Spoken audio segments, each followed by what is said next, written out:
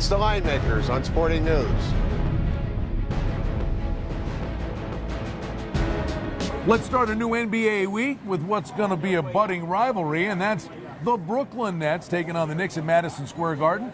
Kenny, you're looking at the Knicks, about a 3.5-point favorite. Total here is 194. The one thing we'll tell you, Brooklyn is going to really want to step it up and make some noise now.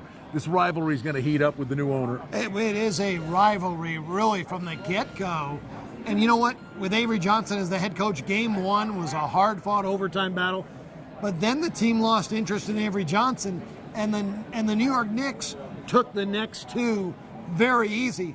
They're now a different club with P.J. Carlesimo. At least Darren Williams is a different guy. Yeah, Williams, he got what he asked for, and at least you can say he's responded there. You're ripping off a really nice winning streak. I'm just wondering how long that lasts, because P.J. Carlesimo has not been a player's coach anywhere he's been.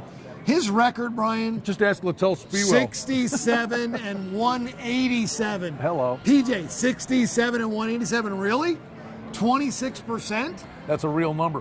One thing we got, and this is a little rare window in a schedule here, the Knicks are going to be fresh as a daisy.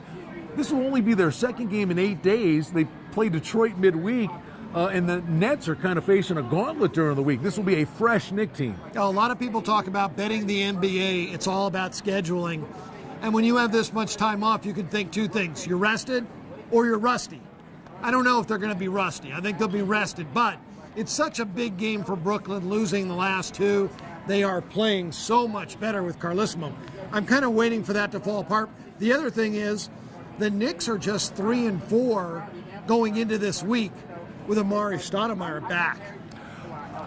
With the intensity level up, and you're right, when we saw the highlights of those games earlier in the year, and the one game was very close, it was like they won a playoff game. I mean, there was a big raucous celebration. But with the intensity level up, does that lead you to the under a little bit? Oh, it most definitely does. When you look at the pace that these teams are playing right now, in Brooklyn, under Carlesimo, 86, 86, 89, 83, 92, 90. It's an average of 87. The NBA average is 93. He's 6 possessions under. The 3 games they've played so far, 81, 82, 83. That's been the pace of the rivalry. I love it under. That's the kind of information you get right here. The Line Makers on Sporting News.